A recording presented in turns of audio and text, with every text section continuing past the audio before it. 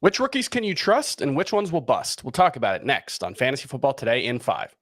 Welcome to FFT in 5. I'm Chris Towers. I'm here with Dan Schneier. We're talking about the rookie class for 2023, and there are some big names here. This is one of the most touted tight end classes of all time. We've got 2 top 12 picks for running back. We had 4 wide receivers, and obviously first 2 picks in the draft were quarterbacks. So the potential for a lot of difference makers this season among the rookie class. But the thing you have to keep in mind with all rookies, well, maybe not all of them, maybe not Bijan Robinson, but most rookies, you're going to have to exercise some patience. You know, it might not be week 1 that you can trust all these guys. But Dan, what I want to do is we're going to start with one rookie that you trust this year. Who is it? Well, I don't want to take the low-hanging fruit and go with Bijan Robinson. I want to expand this a little bit. And he's the free square on the bingo board. Right. Everybody knows that one. I'm going to go with Jordan Addison, the wide receiver who just drafted the Minnesota Vikings out of USC and formerly of Pitt. The reason I like Addison so much is because of the offense he's joining. Kevin O'Connell, one of the past happiest offensive play callers in the NFL, a really good play designer as well. There were open targets and there were opportunities for Adam Thielen last year, but I don't think Adam Thielen was playing at the highest level that he had been in the past. Addison is a much better receiver, in my opinion, right now than Thielen is at this point in his career. He's going to get open. He's going to give layup throws for Kirk Cousins. And if teams play the Vikings like they had toward the end of the season, like some of the Giants, for example, did, which is constant bracket coverage on Justin Jefferson the entire time, that's a really good spot for Jordan Addison. So I really like Jordan Addison. Yeah, he is. When you look at the consensus rankings, Jamie has him 36, Dave has him 33, I've got him 32. Heath has him already as a top 30 wide receiver. However, he's got him 27th. And you look at the situation that he's joining. The Vikings drop back to pass on 61.2% of their plays last season. That was the 5th highest in the NFL. There's some concern, I suppose, that the defense could be better than 28th and they won't throw as much. But look, Kevin McConnell's going to play a ton of 3 wide receiver sets. He's going to throw more often than most teams. I think it's confident to say. And so, yeah, there's a chance for Jordan Addison to just step on the field and earn 120 targets right away. The only thing I guess I would point out is just he was cited for speeding the other day, going 140 miles per hour in a 55 mile per hour zone. That was earlier this week.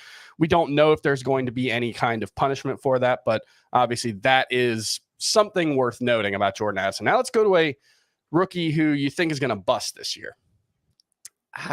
Bust is interesting.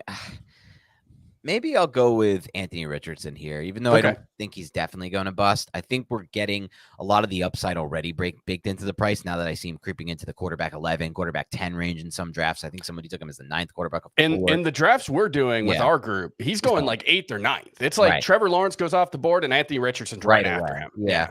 And I just think there's a little bit too much risk based into that profile with the idea of, yes, he's the most athletic quarterback to ever enter the NFL. That's cool. That's impressive. But can he keep the passing game in rhythm and on schedule? And if he can't, we're not going to see a lot of offense. We're going to see a lot of punts. We're not going to see a lot of scoring opportunities.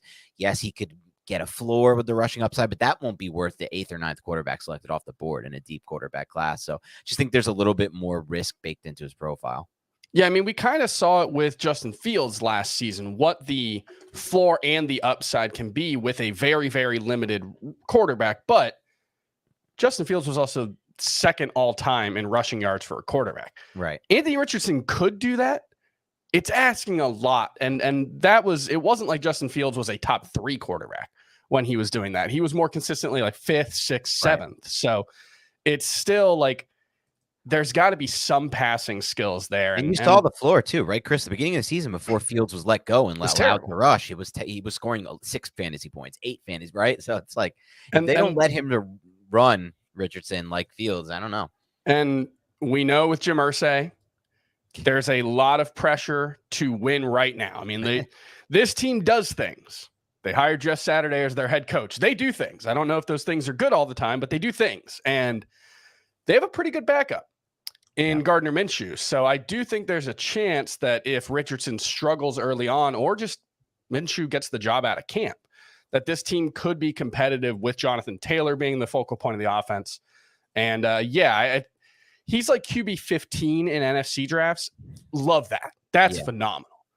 When you start to get it where you have to take him as your starter, that's when it gets a little scarier. I will go with a quarter or a pick that I think has some bust potential as a rookie. That's Dalton Kincaid. I get the arguments for him that he's going to be, potentially a starting slot option for the Buffalo Bills.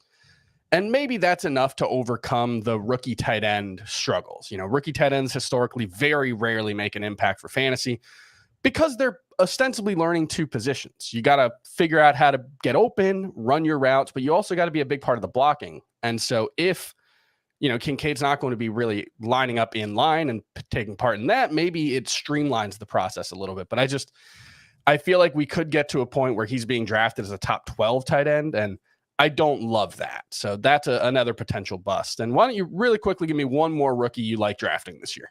One more rookie I like drafting a lot is Zach Charbonnet in the rounds 9 through 10 range. I just see a nice path here for Sharps. If he can win that red zone role and the passing down role, which I think is well within the range, reasonable expectation there, he's going to be the one scoring those key opportunities there. You want the guy who's getting the catches. You want the guy, especially in the red zone. So I like his talent a lot anyway, coming out of UCLA. He's one of the best in my opinion, the best film behind Bijan Robinson in the entire class, including Jahmyr Gibbs. So I just like buying in on the talent and potentials for the situation to be good. All right, that's going to do it for FFT and 5. We'll be back next week with training camps reporting for every team. We'll see you then.